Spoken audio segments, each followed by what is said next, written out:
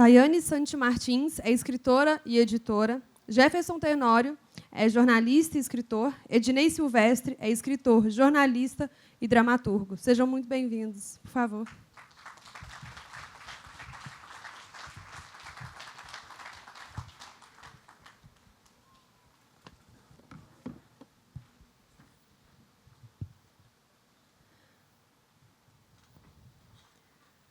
Antes de iniciar, eu gostaria de lembrar a todos a importância da autodescrição para que a gente possa promover a inclusão. Então, eu vou iniciar me autodescrevendo. Eu sou uma mulher branca, de cabelos longos, com calça branca e uma blusa estampada, do Fli Paracatu. Nós estamos num palco colorido, com 4 poltronas e 2 mesas, com um chão branco. E eu gostaria que todos os convidados também fizessem sua autodescrição.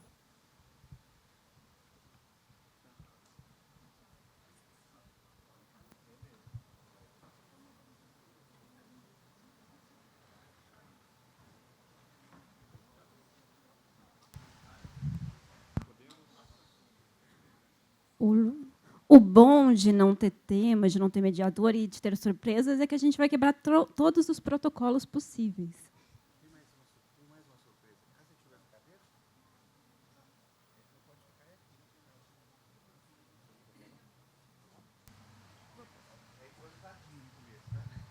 Eu tenho que ir para lá, isso?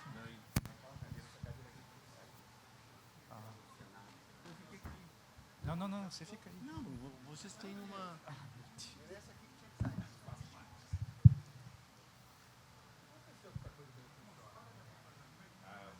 Tá, você troca, senta aqui, eu sento aqui.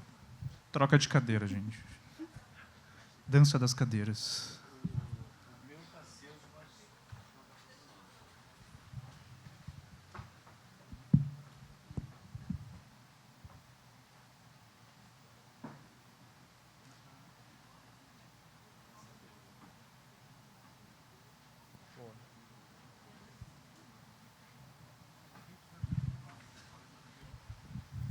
Eu vou passar o microfone para eles, mas eu vou começar, porque eles me deram uma dica para a pergunta que eu vou fazer a eles e faço a todo mundo. O que é felicidade para você? Tayane, começa aí. Não, senhor. Não. Começa se autodescrevendo, se audiodescrevendo, e depois já responde a pergunta. Muito bem. Bom, sou Jefferson Tenório, eu sou um homem negro, estou usando uma calça caqui, sapato preto, uso óculos de aro preto, tenho barba grisalha, cabelo grisalho. É difícil responder essa pergunta, e ela surgiu porque a gente... Eu levantei o tema, porque antes de chegar aqui, a gente estava tomando café, e aí pensamos o que a gente poderia falar, né? Aí o Ednei começou com uma pergunta de como foi a nossa infância, não, que criança nós éramos, né, na nossa infância. E aí eu brinquei e respondi dizendo que eu não tive tempo para ter infância, né? Que é uma frase de efeito super forte, né? E depois a gente acabou entrando na questão da felicidade, né? Ou seja, o que seria, né, a felicidade. E aí eu propus essa conversa assim, pensando nessa ideia, né, do amor, da literatura. Qual é o lugar da felicidade na literatura, né? E, no caso, nas nossas literaturas, né? E, obviamente, que a gente não vai conseguir chegar aqui numa resposta, né, do que seria a felicidade, mas é um convite assim, para a gente refletir sobre qual é o papel, qual é o ideal que a gente tem, né, de felicidade e o que a literatura também tem a ver com isso, né? Mas eu estou enrolando aqui porque eu não vou responder ainda o que eu penso da felicidade, porque eu quero ouvi-los também. Ai, cretininho. Olá, boa noite. Primeiro de tudo, quero agradecer de estar aqui. Grata, Sérgio, Afonso, Tom, convite. É uma alegria estar em Paracatu de novo. Eu estive aqui a primeira vez com 15 anos. 20 anos depois, estamos aqui. Eu sou uma mulher branca, sou a Tayane, sou uma mulher branca de 36 anos, baixinha, de cabelo comprido, preto, estou com um vestido listrado roxo e cinza e um tênis. E eu fui uma criança bem arteira e bem feliz. Mas, como o Jefferson não respondeu o que é a felicidade para ele, eu também vou ser esperta e não vou responder. Mas eu vou contar uma história que, quando eu fui para Moçambique, eu morei em Moçambique em 2019 para escrever Micaia, que é o meu romance de estreia. E quando Por que Moçambique? Porque Moçambique é um país massa pra caraca. Sim, mas você ir para Moçambique para escrever um romance, explica isso melhor, por favor. Porque senão parece uma abstração. Eu vou para Moçambique porque eu vou escrever um romance. Não é assim. Eu fiz um doutorado em escrita criativa. E, como parte desse doutorado, para desenvolver a escrita desse romance, que se chama Micai, que foi vencedor do Prêmio Sesc de Literatura de 2022, eu tive uma imersão em Moçambique, né? Eu fui recebida por uma universidade lá. E eu quis ir para lá muito claro, dentro de um processo de escrita de um livro, dentro de um processo acadêmico, mas num intuito muito mais de ter uma experiência de como seria a minha vida lá se eu tivesse escolhido a ilha de Moçambique, que foi o lugar onde eu morei, como a minha terra para morar, minha casa naquele momento. Então, era demandante, porque eu estava lá como escritora e como pesquisadora, mas eu não queria ocupar esses lugares. Então, era um exercício diário de sair, de me retirar desses lugares, de ser simplesmente a Tayane e de conversar com as pessoas, de conseguir levantar as informações que eu queria a partir de uma construção de laços reais, de construções de amizade. Por exemplo, eu não tinha uma entrevista fixa para fazer com as pessoas. Eu queria ver o cotidiano, as relações, como eu ia dar as minhas relações com as pessoas. E aí eu vou chegar no ponto onde eu quero chegar, porque a ilha de Moçambique é uma ilha que tem 3,5 km de extensão. É uma ilha muito pequenininha. Ela foi a primeira capital de Moçambique, é da onde que vem o nome do país, e é tombada Patrimônio Mundial da Humanidade. E é um lugar lindo, é um lugar muito, muito especial para mim. E aí, lá na ilha, tem muitos meninos, muitas crianças que têm família, que têm casa, mas que estão sempre pelas ruas. A ilha é um lugar que é ponto de travessia de iates, desses transatlânticos, então recebe muito turismo. E esses meninos estão acostumados a pedir coisas para o turista, para vender coisa para o turista. Então, era um apelo constante de me colocar nesse lugar de estrangeira, né? Era muito fácil me colocar nesse lugar de estrangeira também. Então, meu exercício foi de muito do que eu queria praticar, eu vi na minha relação com esses meninos, com essas crianças. E, em vários momentos, eu estou falando isso porque Jefferson disse que ele não teve tempo para ser criança, e eu ficava pensando nesses meninos, como eles amadureceram muito cedo, como eles foram adultos muito cedo, mas, ao mesmo tempo, haviam vários momentos que eles não deixavam de ser criança. Mesmo que fosse uma realidade difícil para eles, eu conseguia ver lapsos, momentos, experiências que eles eram crianças e que eles estavam ali na expressão maior de felicidade. Eu acho que a maior expressão da felicidade que a gente pode encontrar é na infância. E é uma coisa de construir um olhar de simplicidade dentro da gente. Assim, para mim, esse é o caminho de encontrar a felicidade e de olhar para a felicidade na literatura, porque muitos dos nossos romances, dos autores que estão aqui, inclusive, nós que estamos aqui, os que estão na frente, tratam de assuntos difíceis, tratam de assuntos doloridos, de dores, de traumas, e, ainda assim, acho muito importante o exercício de procurar a felicidade, procurar a alegria, e o amor e a ternura dentro dos momentos difíceis e dentro dos momentos traumáticos e dentro das nossas histórias de vida, inclusive. Bacana.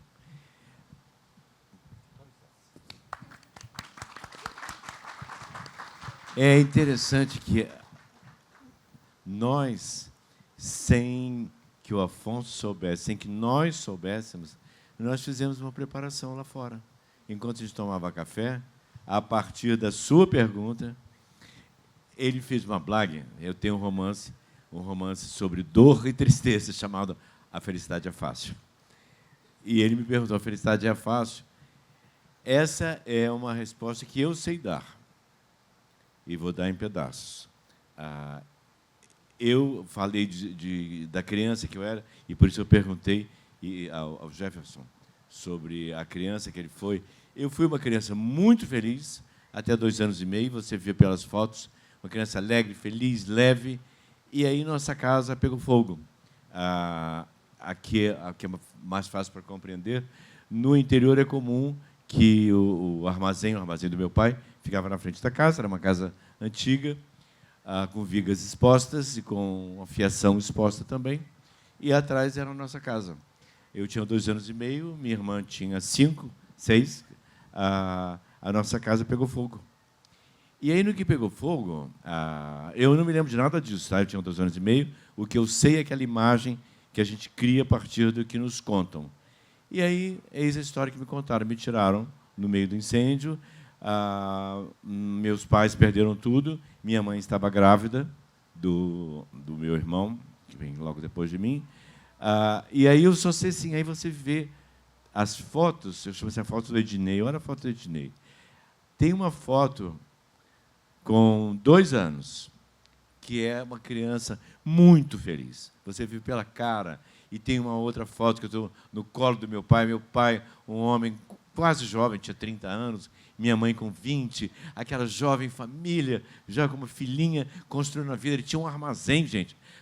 Você tem que pensar assim, para pessoas que vêm de origem humilde, você ter o seu próprio armazém. Ele tinha esse armazém.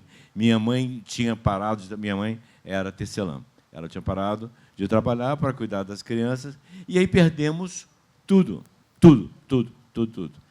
Aí eu vejo a outra foto dessa criança infeliz e me lembrei, enquanto você falava das suas crianças lá em Moçambique, que, assim, para mim, a felicidade, quando eu estava doente na cama, que eu tive um problema logo depois do incêndio, eu não conseguia caminhar, não conseguia falar, e eu ficava na cama, onde começaram a me dar uns livrinhos. E, para mim, a felicidade era aquela molecada lá fora, correndo, jogando bola, e eu não conseguia andar. Você vê essa foto que eu faço do Ednei feliz, é aquele menino com aqueles gambitinhos assim, e eu redescobri essa foto recentemente e fiquei muito emocionado, porque foi perto do Dia dos Pais, meu pai morreu antes do tempo, se é que há um tempo, e que eu estou em pé, assim, aquelas perninhas assim, e papai tem as 2 mãos, uma mão e a outra, sobre meus ombros. É uma foto tão protetora e, para mim, é extremamente emocionante pensar nisso, tudo que eu atravessei. Aí eu me toquei, ainda felicidade, no que eles atravessaram. Um casal jovem com 2 filhos, sem um tostão, sem um saco de arroz, tendo que recomeçar tudo, e ainda tem uma criança a caminho. Eu também não me tocava, porque quando eu passei a caminhar, eu caminhava para a farmácia para tomar injeções de óleo de fígado de bacalhau, que era uma coisa que se fazia assim, era uma tortura que se fazia com crianças na época. Foi quando eu aprendi a palavra nádega. Eu acho que foi a primeira criança de 4 anos a aprender a falar nádega. Ele dizia assim, nádega direita, nádega esquerda. E eu pensei, assim, com uma certa pena de mim mesmo, que eu passava pelas ruínas da casa todo dia, 2 vezes por dia. Quando eu ia tomar a injeção na nádega esquerda e quando eu ia tomar na nádega direita. No outro dia era para... Aí, né, voltado para mim, para o meu ego, aí eu me toquei o seguinte, aquela moça de 20 e poucos anos e aquele jovem homem de 30, 31, passavam pelas mesmas ruínas todo dia para ir trabalhar. E ainda tinha uma coisa, minha mãe grávida, sabendo que ia ter um filho, eles não tinham. Como eles iam prosseguir, eu não sei como iam prosseguir, porque essas histórias todas que fui sabendo mais tarde, papai já tinha partido.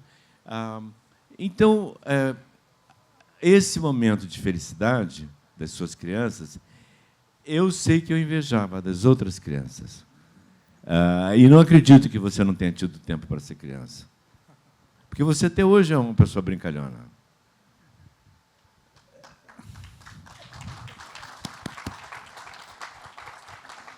Obviamente que é uma provocação, né? Assim, dizer que não teve tempo para ter infância. Na verdade, é uma fala de um dos meus personagens no Beijo na Parede, que é um menino de 10 anos que narra a sua vida, e lá pelas tantas, alguém pergunta para ele que idade ele tem, e ele diz que não lembra porque ele não teve tempo para ter infância, né? Isso tem a ver também com todos os problemas, né, que essa criança passou, e também por essa maturidade improvisada, né, que todas as crianças que não têm, né, os direitos básicos garantidos acabam sofrendo justamente com isso, né, com essa maturidade que ela acaba sendo improvisada, ou seja, ela entra no mundo dos adultos de maneira muito rápida, né? Agora, a ideia mesmo assim da felicidade é uma ideia que me incomoda já há algum tempo. Primeiro que eu não acredito que a felicidade ela é grandiosa, né? Eu acho que a felicidade ela é sempre pequena, assim, no sentido em que eu penso a felicidade como esses instantes, né? Mas ainda é algo que me incomoda, porque eu ainda prefiro a imagem da alegria do que a imagem da felicidade, né? A felicidade me parece um ponto de chegada, e a alegria me parece algo mais espontâneo e mais simples, né? O Contardo Caligares, né, certa vez, ele disse que mais importante que a felicidade é você gostar da própria vida, da sua vida, né? Ou seja, tornar a sua vida interessante, né? Ou seja, você gostar de fazer coisas com você mesmo, né? Gostar da própria solidão, e o quanto é difícil a gente gostar da solidão, né? da nossa solidão.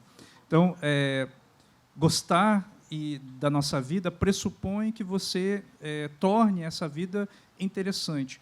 O que não significa que essa vida esteja ausente, que nessa vida esteja ausente a tristeza, a decepção, a frustração, a falta de perspectiva. Na verdade, seria lidar com essas questões contraditórias à felicidade, né? E o Ednei também tinha falado que ele fez uma matéria, né, para o Globo Repórter sobre felicidade, né? E você foi sobre o povo mais feliz do mundo várias vezes, por vários anos seguidos, que é o povo da Finlândia. E aí o Ednei... Por quê? Aí o Ednei comentou, falando sobre, enfim, primeiro as questões materiais supridas, né? Ou seja, você tem um país que tem uma renda mínima para todo mundo, você tem, enfim, as questões básicas garantidas, e que se investe justamente no que a pessoa de melhor pode fazer, né? Que até é uma ideia bastante óbvia, assim, se a gente for pensar, que se você aposta naquilo que a pessoa é melhor, as chances de ela ser feliz, né, nesse ideal que a gente tem, ela é muito mais fácil, né? A felicidade é fácil nesse sentido. Mas também o fato de você ter um povo, né, o povo mais feliz, também não elimina algo que faz parte da nossa Constituição, que é a angústia. E nos tempos que a gente vive, a gente tenta eliminar esse traço que é importante da angústia, porque é a angústia que nos faz avançar, né? O que a gente tem, na verdade, é o transbordamento dessa angústia, né? É você ter esse sentimento que domina a sua vida. Mas a angústia, na verdade, ela é o medo da realização do desejo.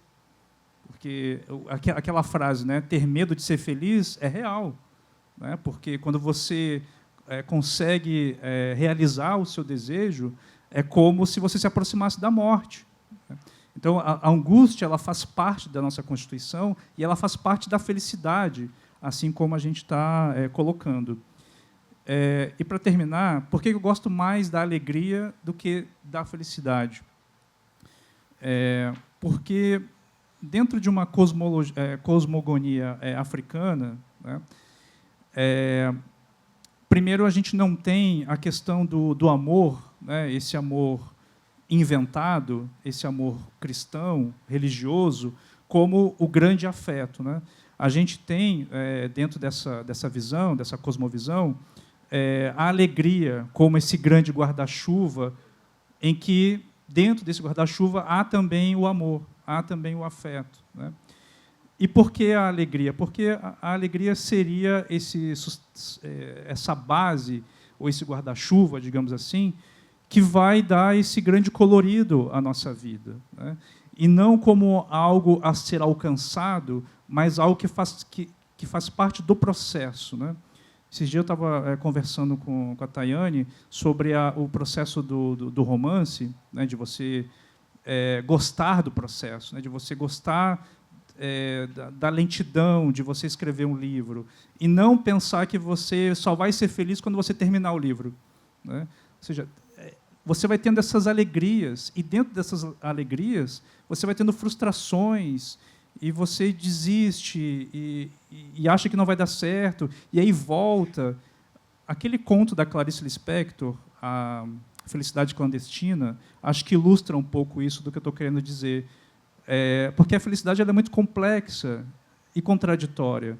No conto da Clarice, a gente tem aquela menina que consegue finalmente o livro que ela queria, e quando ela consegue o livro que ela quer, o que ela faz?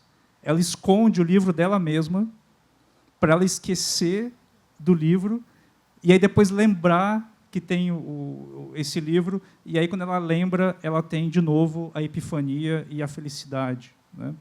Então, a gente é feliz porque a gente esquece também. A gente é feliz porque a gente lembra, porque a gente recorda, porque a gente tem memória. É isso que faz com que a gente tenha esses instantes, né, de alegria e de felicidade. Mas eu ainda prefiro ficar com a definição do Contar do Caligares, que é de gostar da própria vida e deixar a nossa vida, trabalhar para deixar a nossa vida interessante, né?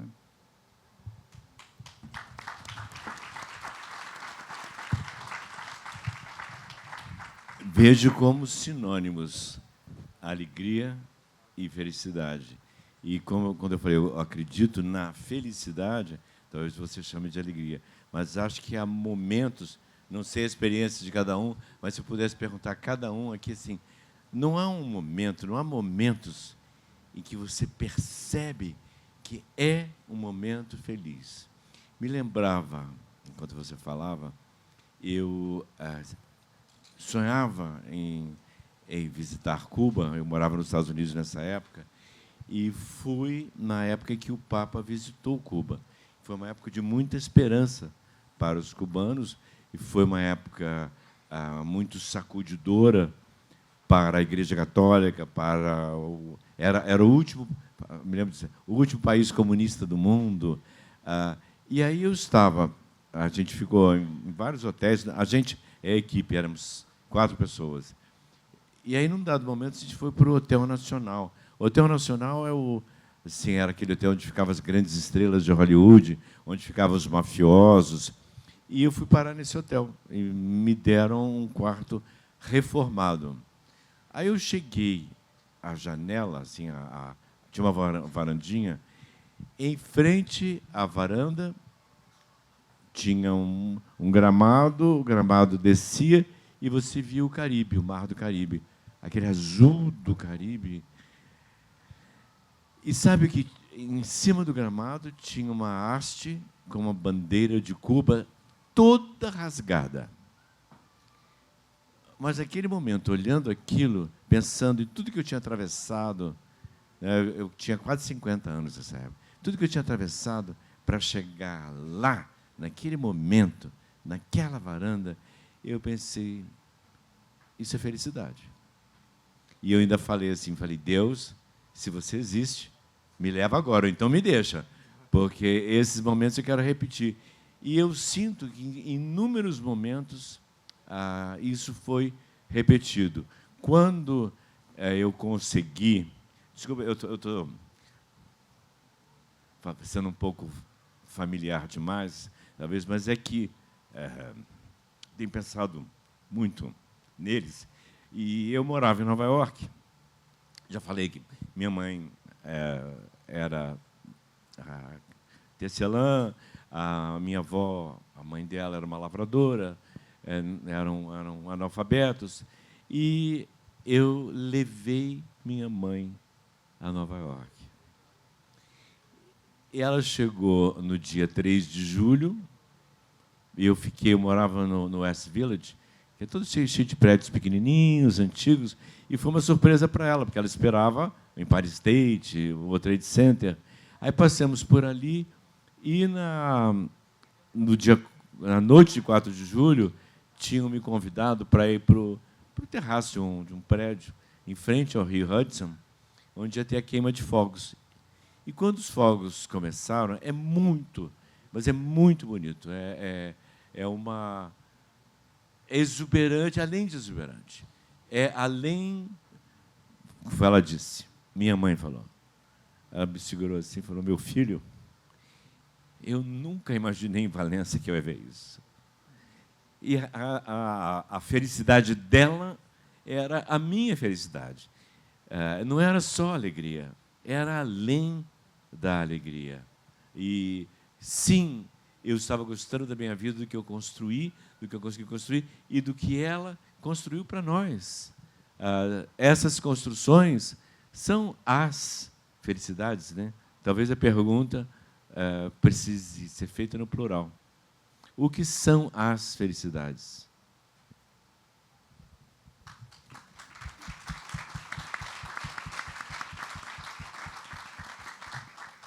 Quando Jefferson traz a visão africana da alegria, me faz pensar muito que a forma que a gente olha para a felicidade, especificamente, que é o que a gente está falando, mas a forma que a gente olha para essas emoções fundamentais que nos constituem, diz muito mais sobre nós como sociedade, nós como indivíduos, mas como sociedade, do que sobre o sentimento especificamente, né?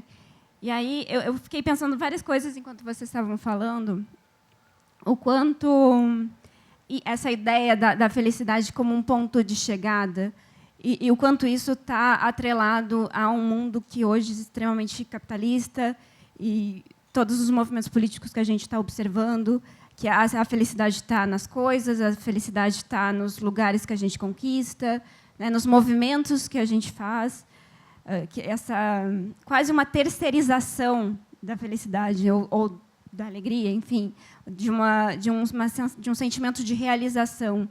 E o quanto isso diz de nós como sociedade.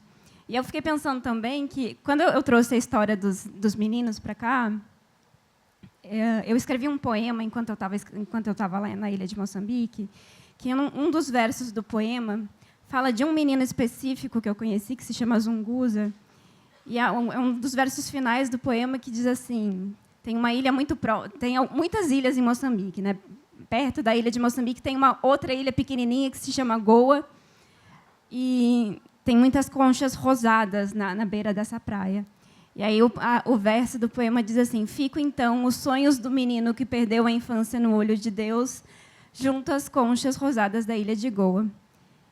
E eu escrevi esse poema pensando nesse menino, pensando na vida desse menino especificamente, que ele tinha uma vida meio difícil, não de todos os meninos que estavam ali, era a mesma realidade dele.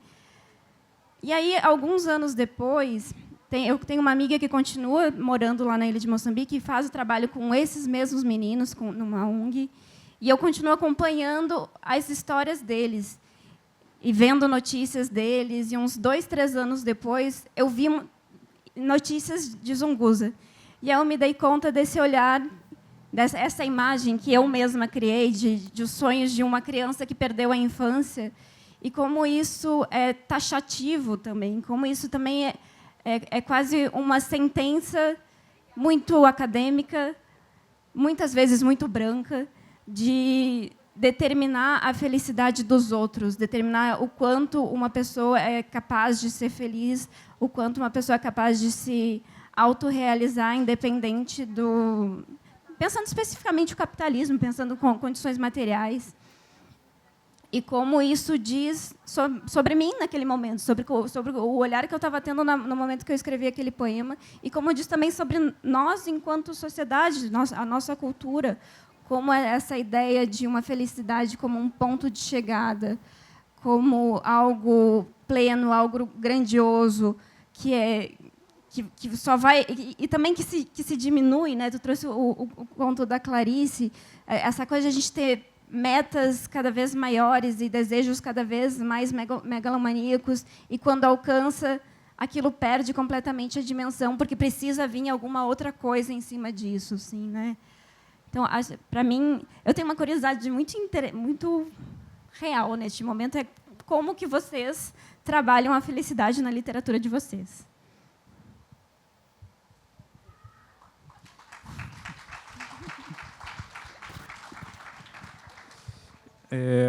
Eu vou responder essa pergunta com um trecho de um texto que se chama Ninguém Pode Ser Tão Feliz.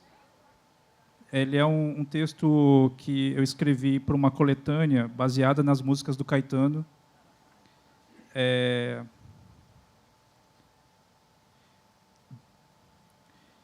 Se chama Ninguém Pode Ser Tão Feliz.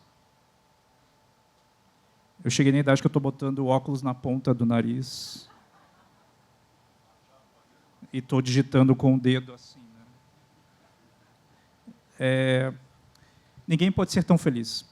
Quando você disse, Letícia, vamos, e eu te olhei e disse, vamos, e nós fomos, veja bem, eu só fui porque era a gente que ia, entende? Eu fui porque era você, eu mergulhei porque éramos nós, eu entrei porque era com você. Eu sei que você sabe. O mundo não tem nada a ver com isso. Acho que o que a gente sentia era tão delicado que agredia a vida. Eu me lembrei disso porque te disse, numa daquelas noites, que faço poesia para agredir a vida. Eu não sou violenta, nem minha poesia é. Talvez seja, mas eu escrevo para discordar das coisas. Eu aceitei ir com você porque desisti de negociar com o meu desejo. Não fui adulta suficiente como a minha terapeuta queria. Com você, eu não fui adulta nem imatura. Com você, eu fui eu. Você disse, Letícia, me aceita. E eu não podia te aceitar. E você sabia que precisava me distrair das minhas esquivas, das minhas recusas, porque eu não podia ir com você só por mim. Eu tinha de deixar todos aqueles nós, todos aqueles eus, todos aqueles eles, para poder te aceitar. E então, quando você enganou minhas certezas de um jeito terno e malandro e disse, vamos, Letícia, e eu fui, mas fui no longe dele, sabe? Fui apartada do nós que eu carregava. Eu era apenas eu, e você me percebeu e disse, Letícia, vamos. E eu fomos, e eu fomos, e eu fomos, porque eu precisava inventar uma outra Letícia que fosse depois daquela que eu ainda era. Eu tinha um lado de fora, mas eu queria mesmo, era o lado de dentro. Eu queria insistir, instituir esse lugar, ser um eu nosso, mais meu do que nosso. Depois de tudo, depois quando acordei ao teu lado, quando passei a mão entre os teus pelos e o teu semblante e pensei que havia deixado o lado de fora sair de mim. E eu queria tudo o quase nada que o tempo podia me dar. Inventei que não nos desgrudaríamos mais. Eu achava que não merecia toda essa paz que o sexo traz. Eu queria parar o tempo que corria nas minhas mãos entre as tuas pernas. Quando disse, vamos, e você veio, mesmo pisando no meu pé e reclamando com alegria que eu não sabia dançar pagode romântico. Mesmo assim, você disse, vamos, e você fomos. E o tempo seguiu, mas ele parou ali, ainda que seguisse.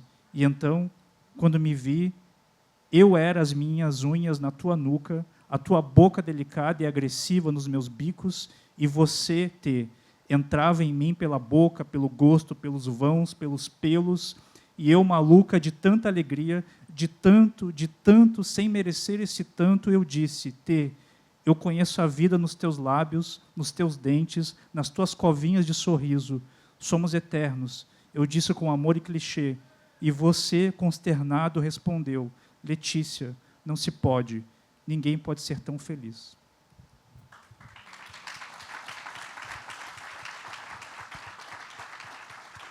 respondido? Não vale. Ednei. A pergunta foi como eu a felicidade. Eu escrevi um romance inteiro sobre a felicidade, ou sobre a falta de, ou sobre a dor de não encontrar essa felicidade ideal.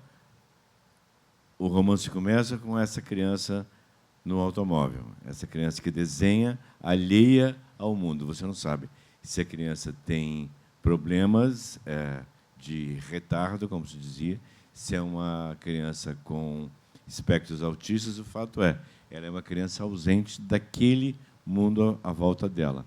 A criança está num carro de luxo, no banco de trás, desenhando. O motorista olha pelo retrovisor, vê a criança muito bonita, a criança desenhando, uma criança lourinha de olhos azuis, assim. Depois você vai saber por quê. E ele pensa, a felicidade é fácil. Basta você ter um pedaço de papel, algumas canetas coloridas, e você chega lá. Você está lá. Nesse momento, ele é assassinado com vários tiros, porque uma quadrilha cerca o carro para sequestrar a criança. E os outros personagens que vão surgindo, a mãe, para a mãe da criança, a felicidade seria essa criança poder ser integrada ao mundo. E ela não entende o que ela pode fazer. E ela apela a Deus. É a única coisa é a única maneira que ela encontra de tentar solucionar. E, inclusive, ao saber do sequestro da criança. Já a dona da casa onde trabalha o motorista, para essa mulher, a felicidade são as posses. Ela foi Miss Rio Grande do Sul, uma mulher belíssima. Para ela, eram as posses, era o dinheiro, e que só lhe trouxeram infelicidade e muita dor, inclusive física, porque, para chegar a isso, ela se une a um homem que gosta de sexo perverso. Então, o tempo todo as coisas vão acontecendo e mostrando o ilusório da felicidade. Esse homem perverso, casado com a Mara, que é o nome dela, ele era uma pessoa de esquerda, ele tinha uma pequena agência de propaganda e ele assiste do escritório dele o comício das diretas já. E ele fala para o amigo dele que você está vendo o que está acontecendo ali fora? A gente tem a oportunidade de fazer fortuna. Esse país está mudando. E com ele mudaremos nós mudamos de lado e nós vamos fazer fortuna. E eles fazem. Então, é um livro pequeno, tem menos de 200 páginas, ou no máximo 215, não sei. É sobre o ilusório da felicidade quando você quer uma felicidade grande. Mas as pequenas felicidades são possíveis, acho, acredito.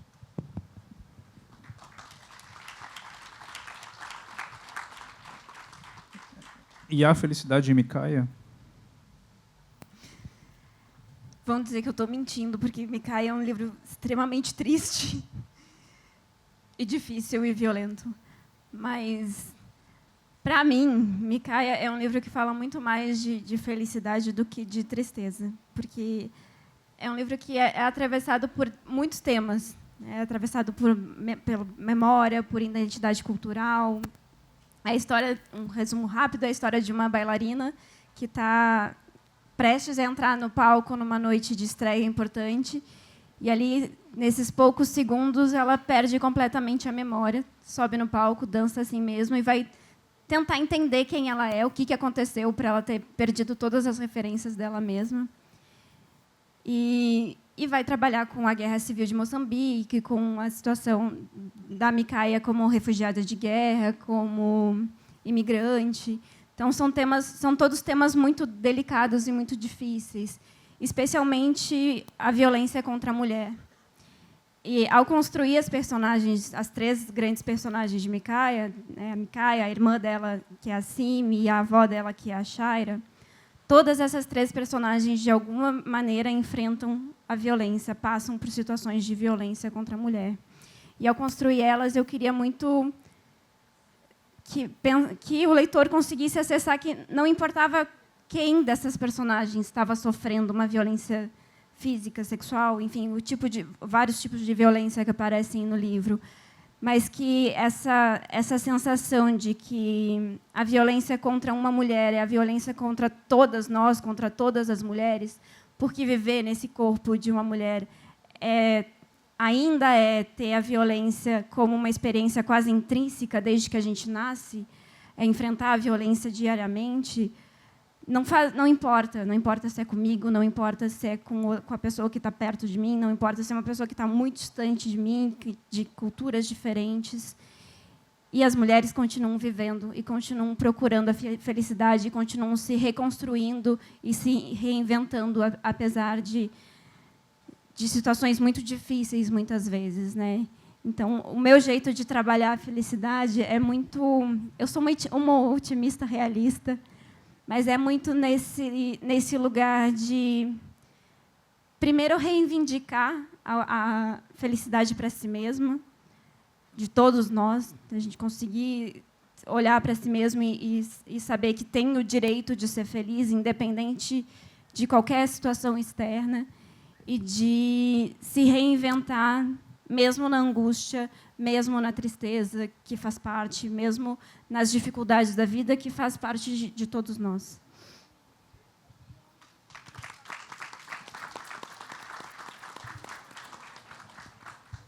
A gente fica pensando na literatura e como ela pode, de certo modo, tensionar essa ideia de felicidade, né, para a gente.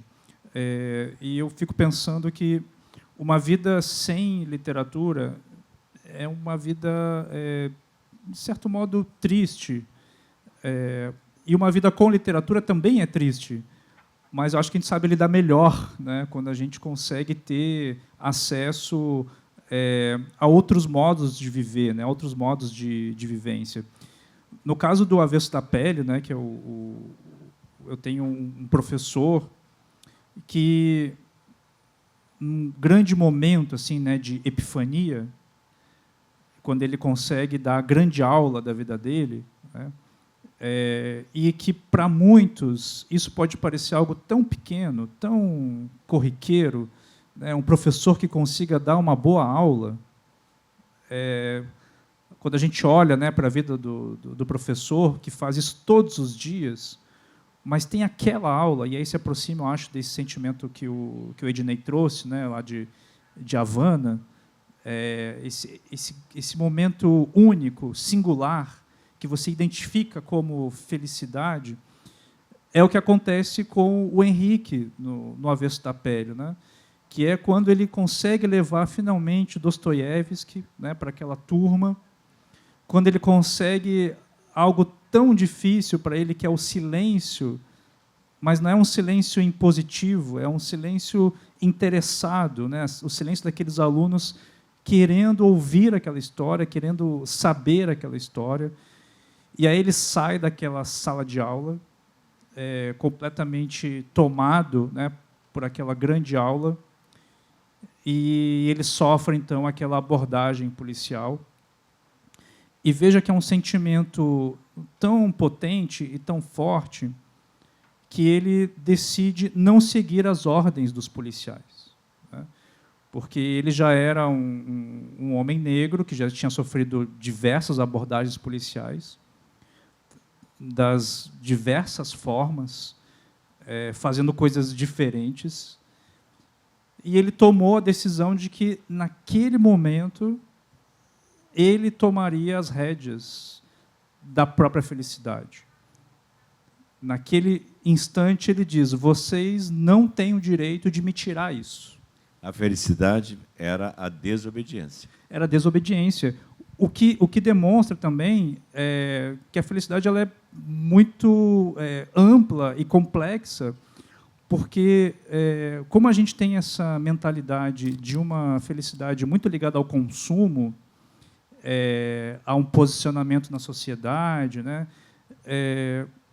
quando a gente chega, né, com uma história em que o momento mais feliz é justamente algo que a sociedade julga como algo que não tem importância, né, nos mostra que, no fim das contas, a felicidade ela são as coisas insignificantes, as coisas inúteis, as coisas que não têm serventia, né, como diria o Manuel de Barros, né, essas coisas desimportantes. E para terminar, quando teve a enchente no Rio Grande do Sul, teve várias matérias, né, dizendo o que as pessoas levavam de suas casas antes da água entrar, né? E aí eu fiquei pensando naquilo, né, o que você leva da sua casa quando você não tem muito tempo? Qual é a primeira coisa que você pensa em pegar de objetos? E muitas pessoas pegavam fotografias, fotos, talvez aquelas fotos que as pessoas estavam há tempos sem ver aquele álbum, mas lembrou que aquilo é importante, né? Ou seja, que serventia tem uma fotografia, um álbum de fotografia, né? A desimportância disso. Mas são essas coisas que nos sustentam. E aí, nesse momento em que o Henrique é abordado pela polícia, ele diz, não, agora é a minha vez. E ele paga um preço muito alto por isso, né? E a felicidade, como a gente pensa que é tentar fugir justamente dessa ideia de consumo, ela também nos cobra algo, né? Ser feliz sem ser nesse lugar do consumo faz com que a gente tenha que lidar, né, com os nossos sentimentos de maneira diferente, né? E eu acho que a literatura nos ajuda a pensar, né, sobre isso. A literatura não traz a felicidade, né, mas ela nos dá muitas possibilidades de viver vidas diferentes, né? Discordo que a literatura não traz felicidade. Vou falar no meu caso pessoal, eu acredito no seu e tenho certeza com 2 autores brasileiros, Jorge Amado e Fernando Sabino, que eram muito felizes enquanto escreviam. Não antes, não depois, não sei, não interessa. O que interessa é que eles eram eu sou extremamente feliz quando eu chego a uma página, um meio capítulo, como há 2 semanas, eu fico muito feliz, porque eu cheguei a uma situação que eu não imaginava, que eu não sabia que estava lá. E a frase do Fernando Sabino, que eu não consegui encontrar em lugar nenhum, daqui a pouco eu vou dizer que é minha, mas ele diz alguma coisa assim, quando lhe perguntaram por que o senhor escreve? E o Sabino teria respondido, porque eu tenho uma curiosidade em saber o que eu vou escrever, e aí, quando eu leio, eu falei, meu Deus, aí eu tenho que escrever mais, eu tenho que descobrir mais. Isso é o escritor, isso é uma felicidade. Não negue. Ou negue. Tá bom, negue. Vocês acham que uma vida feliz produz boa literatura? O que é uma vida feliz? Defina. Defina. O que é uma vida feliz? Um finlandês produz boa literatura. Eu não conheço literatura finlandesa tão bem.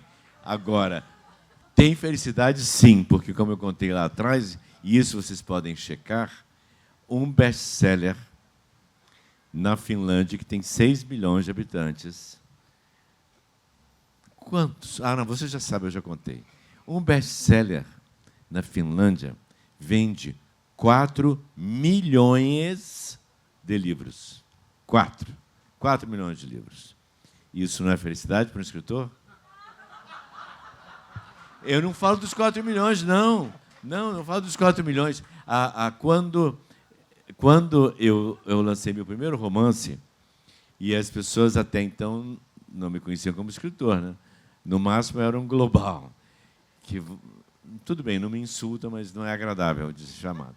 Mas aí estou eu subindo a escada rolante de um shopping, aí está descendo uma senhora e ela diz assim, se eu fechar os olhos agora e bate no coração, emocionada, eu fiquei tão emocionado. Isso não é felicidade? Para mim, aquilo é felicidade. Aquele é o momento de felicidade. Não sou um homem feliz, mas eu tenho momentos de felicidade, escrevendo particularmente. Thay. Eu vou ter que ler um finlandês para saber. Eu fiz essa provocação porque, não sei, algum crítico falou que o Kafka só escreveu o que escreveu porque ele sofreu muito na infância. Tem um pouco esse mito, assim, né, de quanto mais infeliz você é, principalmente na infância, melhor você vai ser um bom escritor. Deixe-me rir, então. Eu tenho que ser um dos maiores escritores da história da literatura mundial, porque eu fui muito infeliz como criança. Isso é uma balela sem tamanho, porque ninguém é absolutamente feliz o tempo inteiro. Não existe. A gente tem essa romantização de que ou tem que sofrer, ou tem que ser extremamente feliz, ou tem que ter uma infância pobre, ou tem que ter... Assim, como se escrever fosse uma receita, como se fosse funcionar. Eu tive as experiências certas, eu fui nos lugares certos, eu li as coisas certas e aí eu vou produzir boa literatura. Não. Mas vocês concordam comigo que o que a gente... Olha, esse tipo de pergunta é proibido em jornalismo. O senhor há de concordar comigo que... E aí induzindo vem, já a pessoa. Né, já induziu o entrevistado ou a entrevistada a responder. Não pode. Então, vou reformular a pergunta. Mas ele não é jornalista. É verdade. Nada como tendo a esposa aqui para me defender aqui e dizer que eu não sou jornalista. Não, mas o que eu queria dizer é que essa é uma discussão que eu venho fazendo também, que é o que a gente acaba levando para a literatura, né? A gente acaba levando para a literatura as experiências, e essas experiências elas são dolorosas, elas são difíceis, né? Ninguém está muito interessado numa vida feliz, ninguém está muito interessado em ler uma história em que a pessoa é feliz o tempo todo. O leitor vai começar a desconfiar desse personagem e desse livro, né? O que eu quero dizer é que não é que quem sofre mais escreve melhor, né? Mas eu acho que quem observa melhor as suas dores e consegue fazer, talvez, uma análise reflexiva e mais profunda,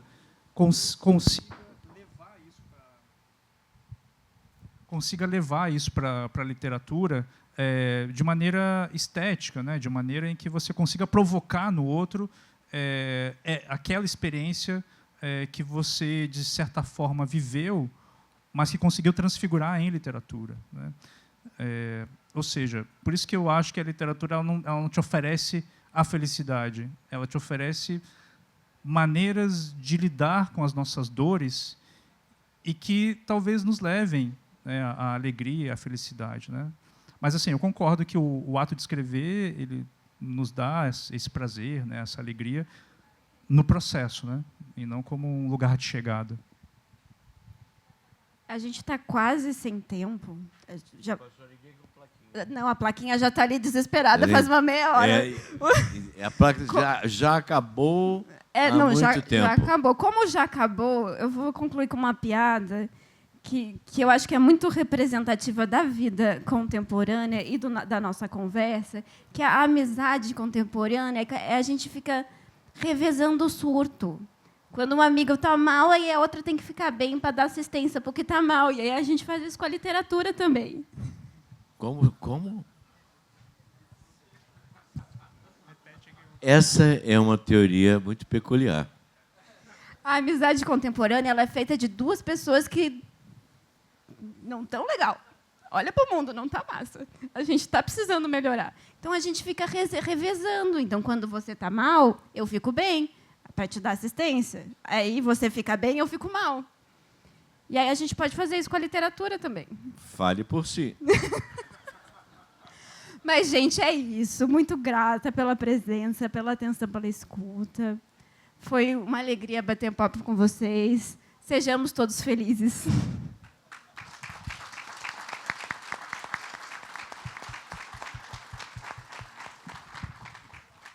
Muito obrigado, muito obrigado, muito obrigado.